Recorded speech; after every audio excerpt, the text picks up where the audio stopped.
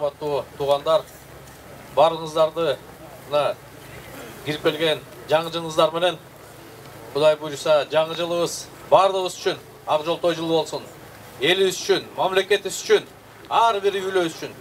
20-жыл тилекке каршы абдан оор жыл болду. Кыргыз эли чоң сыноодон өттү. Ар бир үйлө кыйналды. Анын ичинде мына мен дагы жакындарыбызды жоготтук. Мамлекет кыйналды. Көйгөйлөрдүн баарын көрдүк. Медицина тармагы эмне болуп атканын көрдүк. Буга чейин угуп келатсак, жоон терис менен сездик. Бул 1 жылда, 2 жылда же 3 жылда чогулган маселелер эмес. 10 жылдап келаткан. Ушул 30 жылда жолун таба албай, бүгүн дагы президенттик болобу же парламенттик болобу деп дагы эле талашып келатабыз. 30 жыл болду. 30 жылда башка мамлекеттерден жардам сурагандан башка эмне кылып атабыз? Союз куруп кеткен завод, фабрикаларды талкалап бүт албай келатабыз го. Ошо менен окат кылып атабыз. Арматурасына чейин чаптык. Союз курган көпүрөлөр, союз курган аэропорт, союз курган ГЭСтердин арты менен жарык алып атабыз. Жыргатып 1 жыл иш жок алдыга. Кимди күнөөлөйбүз? Американы күнөөлөйбүзбү? Же Россияныбы, же Кытайдыбы? Күнөөнүн баары өзүбүздө. Депутаттарды келип жамандайбыз. Депутаттар мындай, парламенттигиндей, президент мындай деп. Бирок президентти дагы, депутаттарды дагы шайлаган эл болот атпайбы? Биз. Мына өтө маанилүү, саналуу күндөн кийин президенттик шайлоо келет атат. Бул күчтүү экен, баланча күчтүү экен, тигинин акчасы көп экен дебестен татыктуусуна кимиси мамлекетти алдыга жылдыра алат, кимдин тажрыйбасы, билими, деңгээли жетиштүү деп баа беришибиз керек. Урматтуу кыргызстандыктар, бир кичинекей факт курса айылыбызга, ошону мактанабыз. Мына арабтарга рахмат, туугандарыбызга факт куруп берди деп. Фапты бир жөнөкөй эле бир үйлө курат азыр. Бул бир үйдө эле баа кетет. Бир үй, особняк. Мектеп, бала бакчага керебет алдырып атабыз араб туугандарга. Рахмат жардам берип атканда. Бирок биз эмне болуп калдык? Улуу кыргыз эли ушул кайрым сурап калдык биз. Кайрычыга айландыкпы? Же больница кура албасак, же мектеп кура албасак, же бала бакчанын курмактуу ичине эмирегин ала албасак. Эгерде шартыбыз жок болсо бир жөн. Бардык шарт бар мамлекетибизде. Жана кен байлыктар жөнүндө айтып кетишти. Алтын десе алтын, көмүр, темир, энергетика жагынан эмне ресурс, туризм жагынан эмне ресурс бар. Болгону күнөөнүн баары өзү ошонун баарын пайдалана албай, туура эмес пайдаланып, тескеринче элдин рызкысын ичип, жеп, артып туруп мамлекеттен, өлкөдөн качып барып атабыз. Демек, ыйман жок. Мекенимди сүйүү. Бул ыймандан деп айтылган. Элин ойлобогон, мамлекеттин келечегин ойлобогон адамдар булар сөз түрдө кыргыздын душмандары. Кумтөрдү көтөрөбүз маселесин. Улутташтырабыз деп элге таанылып, бийликке келер менен эмне болуп атат? Кумтөрдү тийбейбиз деп, кумтөр аскергесип жетим тоо кол салып атышат. Кол салганда да жетим тообой, эгерде фабрика, завод курулса да бир жөн. Аны алып руда боюнча Кытайга беребиз дейт. Бул элге, элдин келечегине болгон кыянаттык.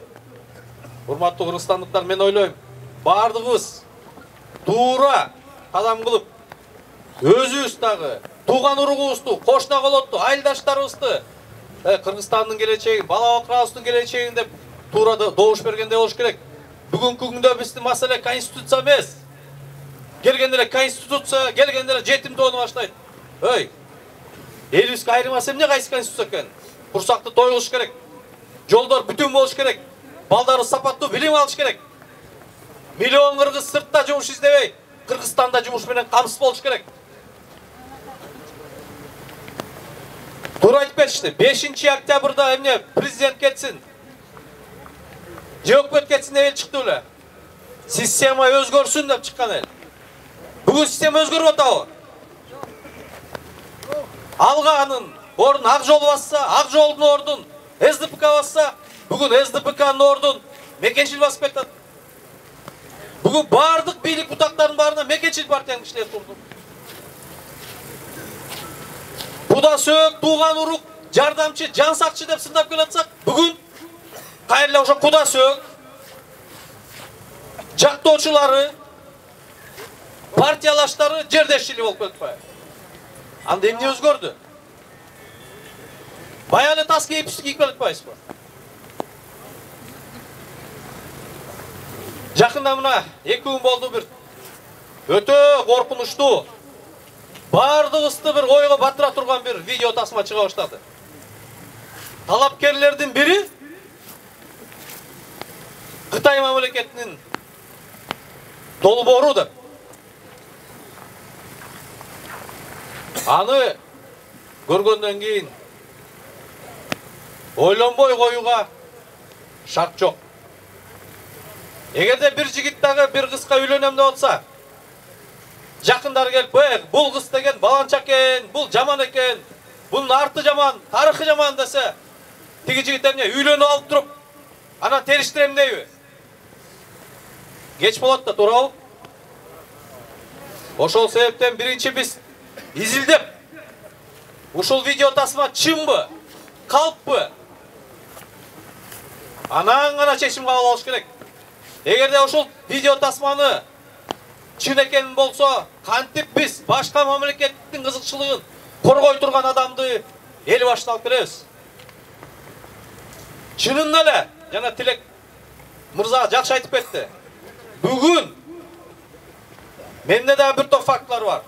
Бүгүн Кыргызстандын президенти болом деп аткан адамдардын бири Кытай мамлекеттин кызыкчылыгын коргоп келатат. Ал жетим тол эмес. Мына логистикалык борборду башташты кайра. Эл каршы болуп, нарындык туугандар каршы болуп аткан долбоорду келелек жатып кайра баштап атышат. Эмне себептен?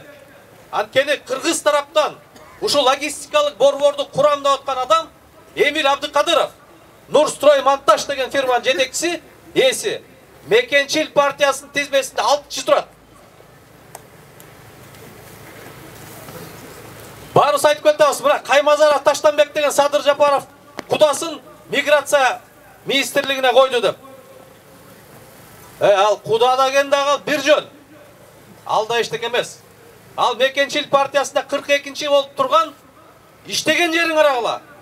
Мадинада чет элдиктердин укугун коргогон бөлүмдүн башчысы болгон экен ал. 3 жыл. Демек Мадинада ким? Немистерби? Француздарбы? Же англичандарбы? Ошо кытайлыктардын укугун коргогон адамды бүгүн миграция саясатын жетектеген тармакка коюп атышат. Эгерде жана логистикалык борбор ишке аша турган болсо, 2-3 миң Кытай ат башыга келип иштей турган болсо, дарыда областынан кол жуйбуз. Кудай сактасын. Туура, жана көрүп атасыңар, Кытайдын жарандары Кыргыздын жарандыгын алып фондуна жардам берип атат. Эй, мынча акчаны кайдан алдың жаңы эле түрмөдөн чыгып десең, пенсионерлер жардам берип атат дейт. Кудайдын алтын ушунда айтабай.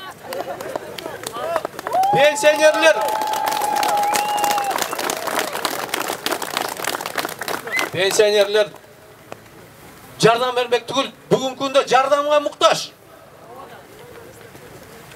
Мына азмы ресурс колдонуп келатат, күчкө бийлик салып келатат да, бел нааразы болуп келатса, бүгүн шайлоодо эмес, мурунку президенттер, мурунку партиялар шайлоодо азмы ресурс колдонсо, бүгүн эл менен жолугушта азмы ресурс колдонуп атат. Мына бардык мына Кыргызстандын булуң курчуна бар жолго атабы, айыл өкмөттөр мынча кишини алып келесиңер. Милдеттүү түрдө алып келдип атат. Мугалимдерди, мектептин директорлори кол койдуртуп, аянтка келесиң. Келбесең жумуштан кетесиң деп мажбурлап келип жолуктуруп атат. Медиктерди, энергетиктерди, бардык муниципалдык жана мамлекеттик кызматтын жетекчилерин мажбурлап жолуктуруп атат. Анан эл колдоп атат, элдин атынан сүйлөйт. Өзүбүздү өзүбүз алдайбызбы? Жанагынтип айтып кеткенден мамлекет эмне өзгөрөт? Эмне өзгөрдү? Калыс адам мамлекетти оңдойм, системаны өзгөртөм деген адам алгачкы эле адамдар ошондой болот. 2 айда эле көрүнүп калмак. Туган урукка жол бербейм, жердешиликке жол бербейм. Жанагынтип башка мамлекеттин кызыкчылыгын коргогон адамдарды мамлекеттин бийликтерине жолотпойм демек. Тескерисинче эгемендүүлүгүбүзгө коркунуч келтире тургандай шарт түзүлүп кетет бүгүн. Жанагы ачык эле айтайын. Жунус уулу Адыл деген биздин кесиптешибиз бар. Бүгүн ошонун имаратында Садыр Жапаровдун борбор штабы Султан Ибраев көчө менен Киевский көчөнүн кесилишинде. Ал Жунус уулу Адыл ошол имараттын ээси айтып коёйт. Кытайда төрөлгөн, Кытайда жогорку билимди алган, Кытайдын губернаторунун кызына үйлөнгөн. Бүгүн да Жунус уулу Адылдын күйөө баласы Кытайда губернатор. Балдары Кытайда окуйт. Былтыр атасы каза болгондо дагы Кытайда коюлду атасы. Өй, Кытайдан түңүлгөн адам ата-энесин алып келет да. Бир туугандары Кытайда болсо, атасы энеси ошакта болсо, кайын журту ошакта болсо, анан ошол адам Кыргызга күйөөбү? Бир мугалим болуп, жанагында 6 кабат имарат каяктан курат?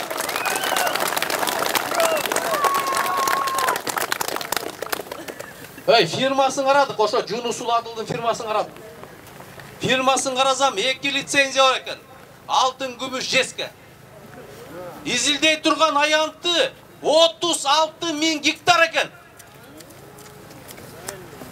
Фирмасын Кыргыздын фирмасы сыяктуу кылып каттатып коюптур. Анын артын карасак, дагы бир Кыргыздын фирмасы экен. Атайын юстиция министрлигине запрос бердим. Анын фирмасынын эсигин десем, мына чындык чыкты. Анын арты Кытайлар экен. Анан ушинтип башка мамлекет биздин катарыбызга келип депутат кылып шайлатып атат. Эртең партияны өткөрөт. Ат башыга жанагы 2003 Кытай келе турган болсо, жетим тоону Кытай кармата турган болсо, анысы деле мына көрүп атасыңар. Канча деген жумуш ордун Кытайлыктарды алып келип иштетип атышат. Канчасы кыргыздарга үйлөнүп атат. Бала чакалуу болуп атышат. Көбөйгөндөн көбөйүп баратат. 1,5 миллиард калкылдап турган калкы турат кошнол. Алар бизге кирип келе турган болсо, биз жок болуп кетебиз. 70 жылда біз орыстан коркпош керек. 70 жылда орыс аралашкан жокпуз. Сигишип кеткен жокпуз. Бирок Кытай кирип келе турган болсо, улут катары, эл катары жок болуп кетиши мүмкүн.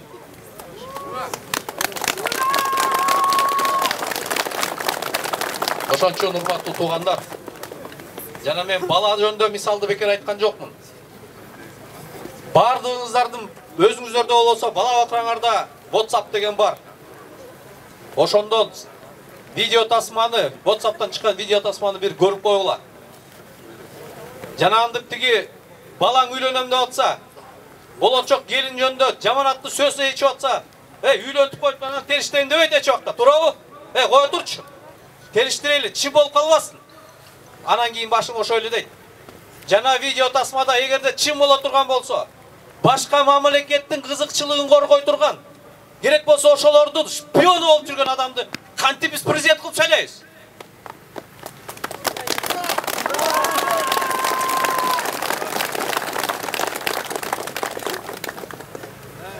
Онунчу январда бардыгыбыз кайдыгерлик кылбай, өзүбүздүн эле да ушмес жана атып кетти. Айлыбызды, туган урукту, жердештерибиздин баарын үндөп, Кыргызстандын келечеги үчүн добуш берели. Бардык ишенип койгула. Мамлекетти көтөргөнгө бардык мүмкүнчүлүк бар. Дүйнөдөгү эгерде киши башына байлыкты эсептей турган болсок, дүйнөдөгү алдыңкы элдердин, алдыңкы мамлекеттердин катарына киребиз. Бардык шарттар бар. Болгону өзүбүздөн болуп атат. Бийликте мен да турдум, мен да депутат болдум. Бирок тилекке каршы биз азчылык болуп калып атат. Бизде да бар күнөө бардыр, ошолорду кесиптештерибизди барып ким туура түшүндүрө албай койдук. Аларга үндөй албай койдук. Бирок Кудай буйруса, сиздер мына президенттик шайлоодо жакшы туура добуш берсеңиздер, парламенттик шайлоодо туура добуш берсеңиздер, мамлекет сөнүгөт. Кыска мөөнөттө бай, күчтүү мамлекет болгонго бардыгы шартыбыз бар. Ошонун баарына баарыбыз күбө бололу. Рахмат.